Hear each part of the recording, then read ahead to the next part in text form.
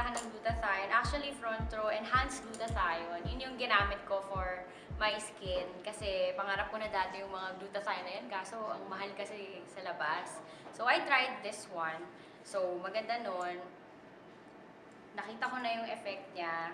Mas mabilis. Hindi ko pa ubos yung bottle. Pansin na agad ng mga friends ko. So, ngayon, up to now, continuous pa din. For 1.5 years, ito yung resulta.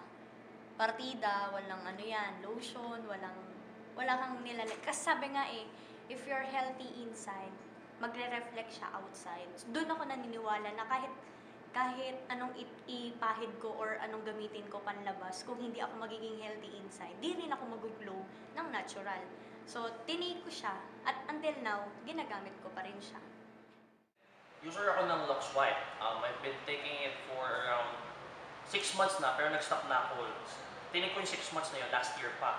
And what happened is, medyo nagstay sa akin yung pagkaputi niya. So, meron ako dito siya. Nakakahiyaman. Ito. So, pansinin na lang. So, yun siya. Yung Lux White kasi natin, it has vitamin C na. So, ang ginawa ko na lang, nag-take ako ng another grape seed para mas mag-effect siya sa akin. Diba? So, actually 5 days ko pala siyang ginagamit. Pero still, tingnan nyo naman yung, diba? So, tingnan nyo naman. So, ganito po yung effect niya. Kapag ino-overdose nyo siya, so depende pa rin naman sa inyo sa paggamit nyo. Diba? So, Halos everyday, yun yung inom ako ng alak. So, nung tinake ko siya, totoo siya, it's liver cleanser. So, bago ako pumuti, nilinis niya muna talaga yung organs ko sa katawan.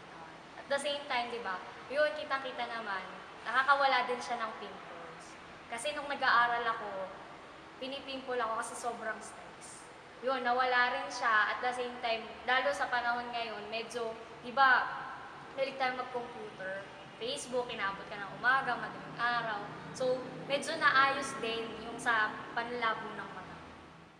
So every now and then, pag may hangover, yun, I take it para talaga the next day, nakakapag-work ako ng maayos, kahit maaga ako gumising, kahit late na ako umuwi kagabihan, pero kaya akong gumising ng mas maaga nang wala akong hangover or walang, kumbaga, ang linis-linis ng pakiramdam ko. So,